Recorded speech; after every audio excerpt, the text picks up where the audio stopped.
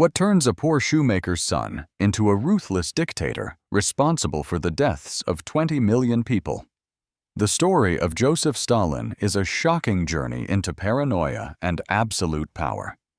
Subscribe and turn on all notifications now, because this is a history lesson you will never forget. Many people call him a dictator, a ruler with absolute power who removed anyone who stood in his way. But how did a poor boy from a small town grow up to become one of the most feared leaders in all of history? That is the journey we will explore together, piece by piece. So please, sit back, get comfortable, and listen carefully. Let's improve our English together while we learn about one of the most important figures of the 20th century.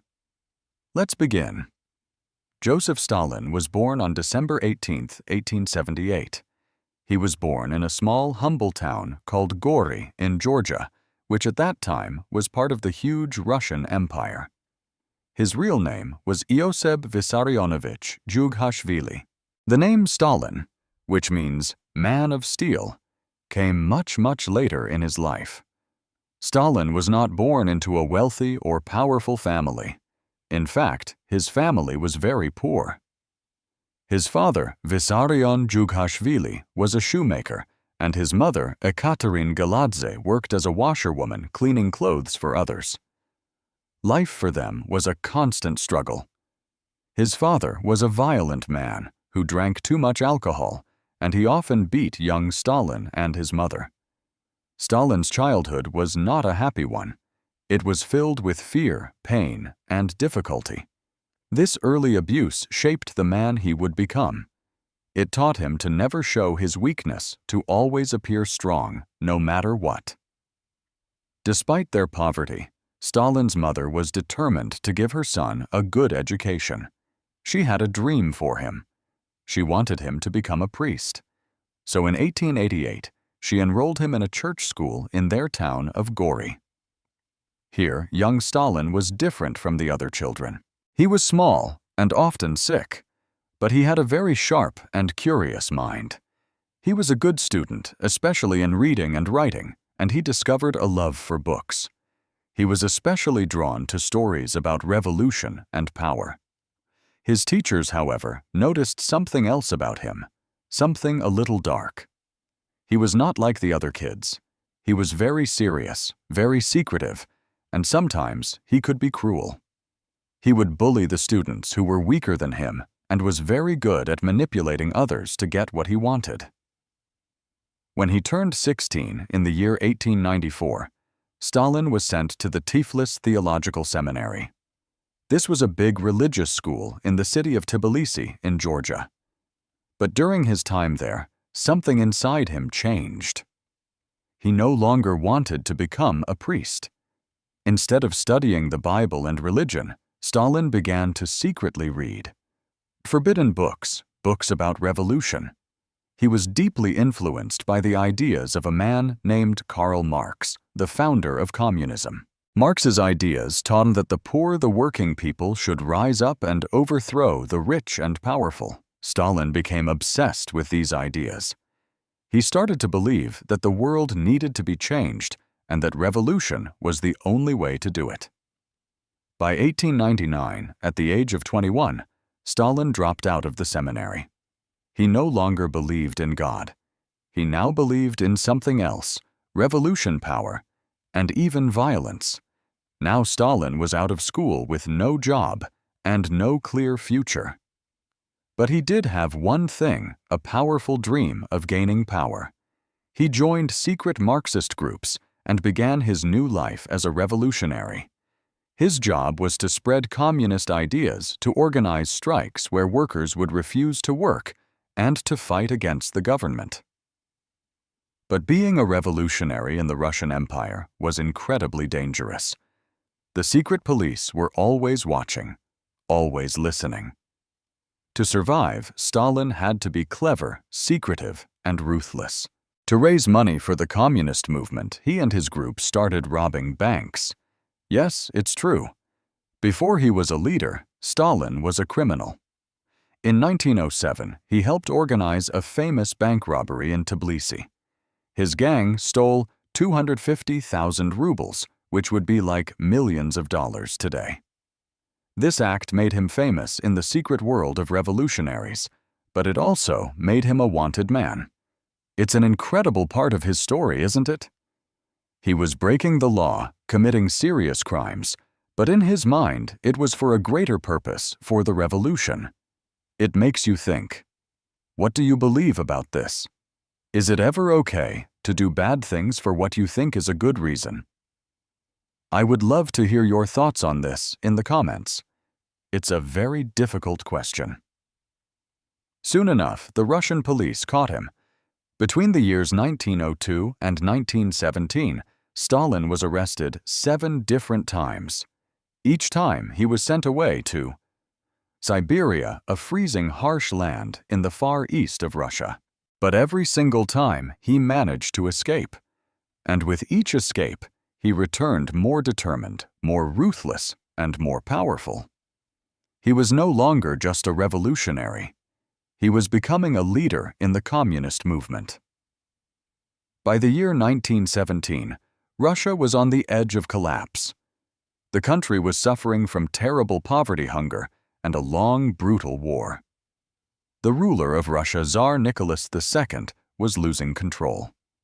The people were angry and desperate for change. The main communist leader, a man named Vladimir Lenin, saw this as the perfect moment for a revolution. He and his followers, who were called the Bolsheviks, were planning to overthrow the government. Stalin was already working closely with Lenin, but mostly in the background. He wrote articles for the party newspaper Organized Workers and helped to spread their revolutionary ideas. In October of 1917, the Bolsheviks finally took their chance. They seized power in what is now known as the Russian Revolution. The Tsar was removed from power, and Lenin became the new leader of Russia. Stalin was not yet the main leader, but he was quickly gaining power and influence. As a reward for his loyalty and hard work, Lenin gave Stalin a high position in the new Communist Party. Stalin was now in charge of important government matters, but he was still operating in the shadows, always watching, learning, and planning his next move. But taking control of a huge country like Russia was not easy. The Bolsheviks had many enemies. A terrible civil war broke out. It was a fight between Lenin's Red Army, the Communists, and the White Army, which was made up of people who were still loyal to the old government. During this time, Stalin showed his true nature. He was sent to different parts of the country to help the Red Army fight. But Stalin didn't just give orders, he ruled with absolute fear and brutality. In 1918, in the city of Tsaritsyn, which was later renamed Stalingrad in his honor, Stalin ordered mass killings. He had people executed if he even suspected they were enemies of the revolution. He didn't need any proof. He wanted to show everyone that he was a merciless man, someone who never forgave betrayal. Lenin and the other Bolshevik leaders saw Stalin's ruthless methods. They were worried by them, but they also saw that he was effective. In war, fear was a powerful weapon, and Stalin knew exactly how to use it. By 1921, the Bolsheviks had won the Civil War. Russia was now a communist country, and its name was changed to the Soviet Union, or the USSR. But Lenin was getting old, and his health was failing. A big question started to hang in the air. Who would rule the Soviet Union after Lenin was gone? Stalin was already preparing his plan. In 1922, Lenin gave Stalin a new title, General Secretary of the Communist Party. At the time, many people thought this job was not very important, just a lot of paperwork. But Stalin knew its real power. As General Secretary, Stalin had control over who got jobs in the communist government. This meant he could put his own loyal followers in powerful positions all across the country. Slowly, quietly, without anyone really noticing, he was building his own army of supporters inside the party. Meanwhile, Lenin was becoming more and more suspicious of Stalin. He started to regret giving him so much power. In 1923, Lenin wrote a letter which later became known as Lenin's Testament. In this letter, he gave a warning. He wrote that Stalin was too dangerous, too rude, and too hungry for power. Lenin suggested that Stalin should be removed from his position as general secretary. But before Lenin could act on this, he suffered a major stroke, a serious medical event that left him unable to speak or rule. By January 1924, Vladimir Lenin was dead. Now the Soviet Union needed a new leader. There were two main candidates. The first was Leon Trotsky, a brilliant revolutionary, a close friend of Lenin, and the heroic leader of the Red Army. The second was Joseph Stalin, the quiet, tough organizer who controlled the entire Communist Party from the inside. Most people thought Trotsky would win. He was smarter, more famous, and a much better public speaker. But Stalin had a more powerful weapon: manipulation. Stalin started to use dirty tricks to gain an advantage. He lied about what Lenin had wanted in his final days. He told people that Lenin had chosen him, Stalin, to be the next leader. He secretly spread rumors that Trotsky was too arrogant, too proud, and too dangerous to lead the country. He even created fake documents and used his loyal followers to slowly push Trotsky out of power. Trotsky tried to fight back, but it was too late. Stalin's control over the party was too strong. By 1927, Stalin had complete control. Trotsky was expelled from the Soviet Union. He was forced to leave his home country. And later in 1940, he was murdered in Mexico on Stalin's orders. Now, with his main rival gone, Joseph Stalin was the supreme, undisputed leader of the Soviet Union. But his reign was just beginning. After gaining total power, Stalin became incredibly paranoid. He started to believe that everyone everywhere was plotting against him. In the 1930s, Stalin launched something called the Great Purge. This was a period of intense terror where millions of people were arrested, tortured, and executed. High-ranking communists men who had been his friends and colleagues were accused of fake crimes and shot. The top generals of the military were arrested and killed. Ordinary people were taken from their homes in the middle of the night, never to be seen again. Even Stalin's own close friends and allies were not safe. If he suspected anyone of being disloyal even for a moment, they were eliminated. One of the most shocking stories is about a man named Nikolai Yezhov. He was a high-ranking officer who had helped Stalin carry out the executions. Stalin used him for years to do his dirty work. But later, Stalin turned on him. Yezhov himself was arrested, tortured, and executed. His very existence was erased from Soviet history books and photographs. The Great Purge created a wave of fear that covered the entire country. People were too scared to even speak his name out loud. He had become like a god, a figure who was untouchable, all-powerful, and absolutely terrifying. But his greatest crime was still to come. Between 1932 and 1933, Stalin launched a deadly plan. He wanted to make the Soviet Union's farms more modern and efficient. He forced millions of individual farmers to give up their private land and join huge government-controlled farms. This policy was called collectivization. But the farmers resisted. They did not want to give up the land that their families had owned for generations. Stalin's response was brutal. He took away their food and grain supplies. He blocked roads so that no food could get into the villages and cities. Anyone who dared to complain was executed or sent to a labor camp. This led to one of the worst famines in all of human history, especially in the region of Ukraine. Millions of people starved to death. Parents had to watch their own children die of hunger. Some people were so desperate that they resorted to cannibalism just to survive. This terrible event is now known as the Holodomor, which in Ukrainian means death by hunger. Despite the millions of people who were dying, Stalin refused to admit that he had made a mistake. He simply covered it up and pretended it never happened. This is a very difficult part of history to hear about, I know. The scale of the suffering is hard to imagine, but it is so important that we remember these events. If you feel that this is a story that others should know about, please consider sharing it. The lessons from our past are for everyone. Before Stalin became the feared leader of the Soviet Union, his personal life was also filled with tragedy. These painful events helped to shape him into the cold and ruthless man he later became. Many years before, in 1906, Stalin married a kind and loving woman named Kato Svanidze. They had a son together named Yakov, but their happiness did not last long. In 1907, just 1 year later, Kato became very ill with typhus, and she died. Stalin was devastated. People who were there said that he cried at her funeral and told his friends, "With her, all my warm feelings for humanity have died."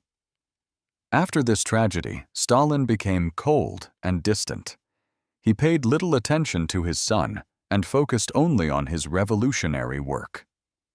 Years later, in 1919, Stalin married again. His second wife was Nadezhda Alliluyeva, a young and intelligent woman. They had 2 children together, a son named Vasily and a daughter named Svetlana. But their marriage was not a happy one. Stalin was often harsh and emotionally distant, and Nadezhda suffered from depression. In 1932, after a public argument with Stalin, she went home and shot herself. Stalin never spoke about her death. He told people that she had died from an illness, but many believe she took her own life because she was so unhappy in her marriage to him. Stalin also had a very complicated relationship with his children. His eldest son, Yakov, had a distant and difficult relationship with his father. During World War II, Yakov was captured by the Nazis. The Germans offered to exchange him for a captured German general, but Stalin refused. He famously said, "I will not trade a soldier for a general." Yakov later died in the concentration camp. His other son, Vasily, struggled his whole life with alcoholism, and his daughter Svetlana eventually left the Soviet Union and moved to the United States, rejecting her father's cruel rule. The loss of his wives and the suffering of his own children seemed to make Stalin even colder and more ruthless. Instead of showing any emotion, he buried his feelings deep inside and focused only on holding on to his power. This personal pain seemed to fuel the creation of one of the most brutal regimes in history. Joseph Stalin was no longer just the leader of the Soviet Union. He was the most feared man in the country. He had eliminated all his enemies, sent millions of people to labor camps, and turned himself into a godlike figure. People worshipped him, feared him, and obeyed him without a single question. But now he was about to face his greatest challenge ever: World War II and Adolf Hitler. This war would test Stalin's intelligence, his brutality, and his ability to survive in a world where betrayal was always just around the corner. This part of Stalin's life would test him in every way, and it's a story of betrayal, terror, and survival. To make sure you don't miss how this incredible drama unfolds, take a moment to subscribe to the channel so you won't miss our next story. While Stalin was busy executing his own people and controlling the Soviet Union, another dictator was rising to power in Germany. Adolf Hitler. Hitler was the leader of the Nazi Party, and just like Stalin, he ruled with fear, propaganda, and violence. He dreamed of expanding Germany's territory and creating a vast empire. But to do that, he needed to attack and conquer other countries. At first, Stalin didn't seem to care much about Hitler. He saw him as just another European leader. In 1939, Stalin and Hitler shocked the world by signing a secret deal. It was called the Molotov-Ribbentrop Pact.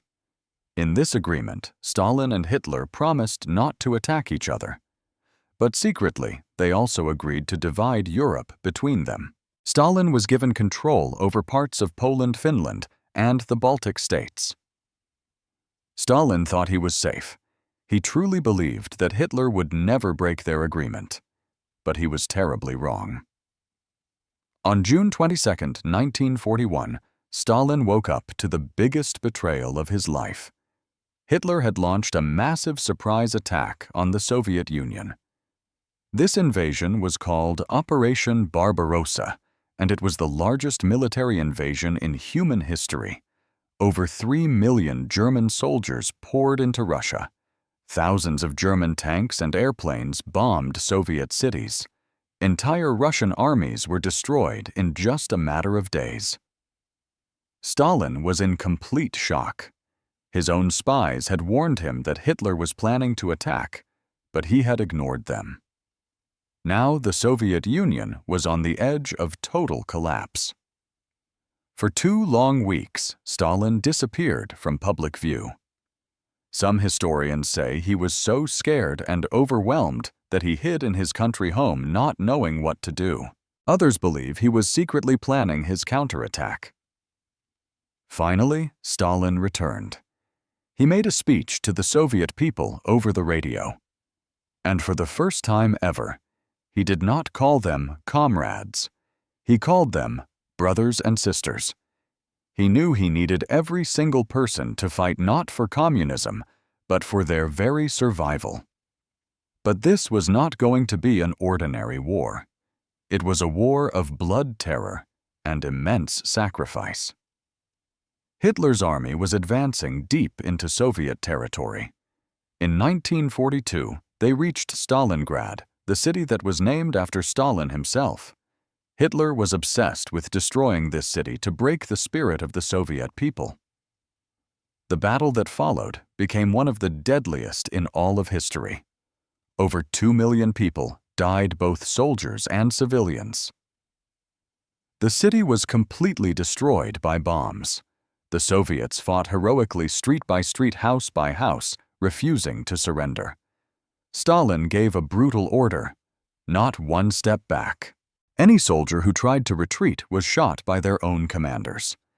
After 5 long months of non-stop fighting, the Soviets finally managed to trap Hitler's army inside the ruined city. In February of 1943, the German army surrendered. The Soviet Union had won the Battle of Stalingrad. This was the major turning point in World War II. After the defeat at Stalingrad, Hitler's army never fully recovered. Stalin had turned the tide of the war. But the cost was enormous. Millions of Soviet soldiers and civilians were dead, and the country was in ruins. By 1944, the Soviet army had pushed the Nazis all the way out of Russia. Now Stalin wanted revenge. His army marched into Germany, destroying everything in its path. In April 1945, Soviet soldiers captured Berlin, the capital of Nazi Germany. Knowing he had lost, Hitler killed himself. On May 9, 1945, Stalin officially declared victory over Germany. The Soviet Union had won the war. But Stalin was not finished. He now saw himself as the most powerful leader in the world, and he wanted to make sure no one could ever challenge him again. Even though the war was over, Stalin did not stop the killing. He arrested and executed some of the very Soviet generals who had helped him win the war. He did not want anyone else to become a hero or more powerful than him. He expanded Soviet control over Eastern Europe. Countries like Poland, Hungary, and East Germany became communist states under Stalin's rule.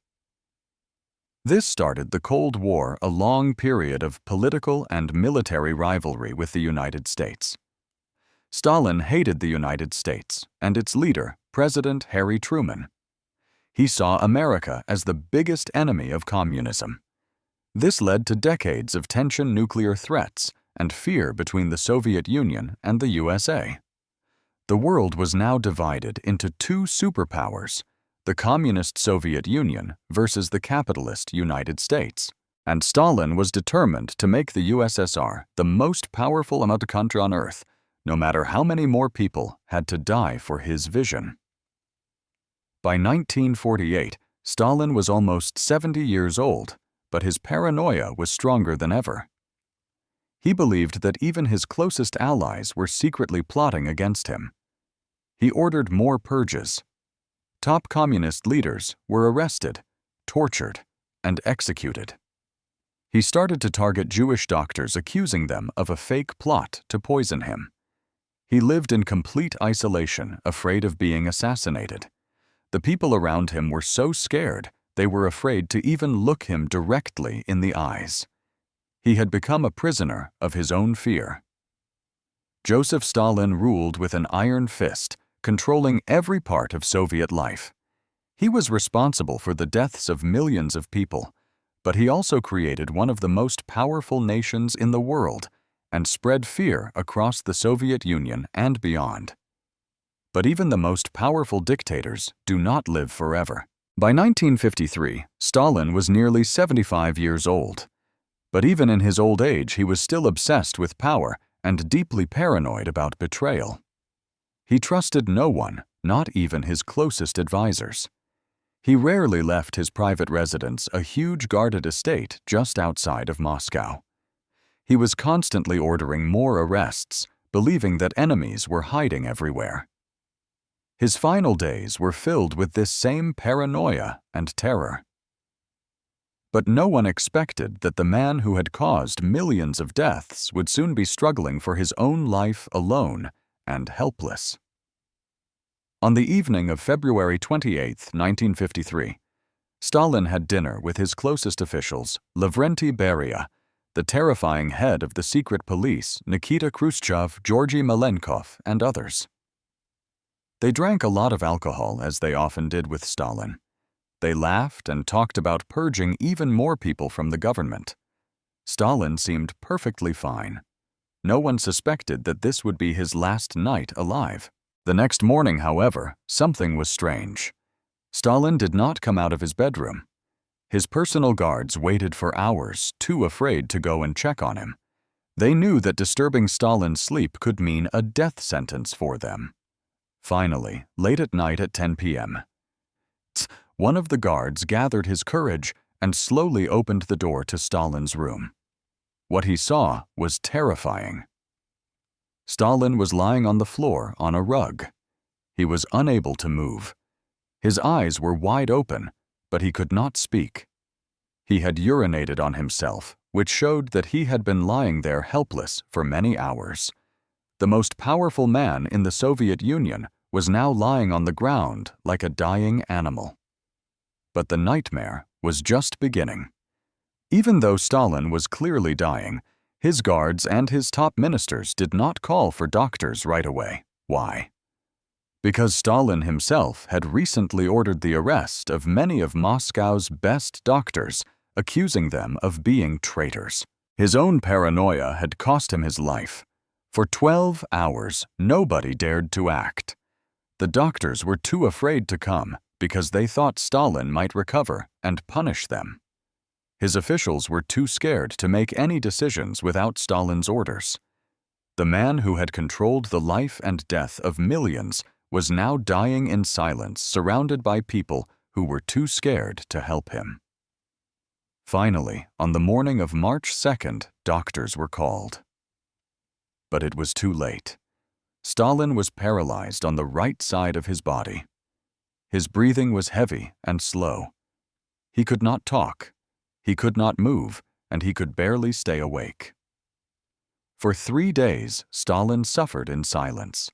His mouth would sometimes open and close as if he was trying to say something, but no words came out. Was he trying to beg for help? Was he terrified? Or was he cursing the people who were watching him die? No one will ever know. Then, on March 5, 1953, at 9:50 p.m., Joseph Stalin took his final breath. His daughter Svetlana, who was there, said his face twisted in agony. His hands clenched into fists, and his body shook violently before becoming still. His final expression, she said, was one of pure terror, as if he had seen something horrifying right before he died. And just like that, the most feared man in the world was dead. But what happened after his death was just as shocking as his life. As soon as Stalin died, the Soviet government went into total chaos. Who would take his place? What would happen to the Soviet Union? Would Stalin's reign of terror continue? At first, Stalin's right-hand man, the brutal Lavrenti Beria, tried to take control. Beria was just as cruel and dangerous as Stalin, and he planned to rule in the same way. But the other Soviet leaders were terrified of Beria. They knew he would probably kill them all to stay in power. So just 3 months after Stalin's death, they made a shocking move. In June of 1953, Beria himself was arrested and executed in the same way he had executed so many others. Slowly, Nikita Khrushchev took power, becoming the new leader of the Soviet Union. And he began to reveal the truth about Stalin, the mass killings, the purges, and the lies. Finally, in 1956, Khrushchev gave a famous secret speech, exposing Stalin as a cruel and monstrous dictator. Stalin's statues were torn down all across the country. His body was removed from its place of honor next to Lenin. His name was even erased from history books. The world finally began to learn the full truth about Stalin's terror. But for the millions of people who had suffered and died, it was far too late. And that is where our story of Joseph Stalin concludes. This one was a real journey, wasn't it? Even today, Stalin remains one of the most controversial figures in all of history. Was he a hero who saved the Soviet Union from Hitler, or a monster who murdered millions of innocent people? Was he a genius leader or a paranoid tyrant? There is no simple answer. He turned the Soviet Union into a global superpower, but he did it at the cost of countless human lives. Some people in Russia still admire him, believing he made their country great. Others see him as one of history's worst villains. I am so curious to hear your take on it all. What were your final thoughts as the story ended? Do you have any lingering questions about why a character did what they did? Please leave all your opinions, theories, and questions below. I truly love reading them and building this conversation with all of you. Thank you for listening, and I will see you in the next story.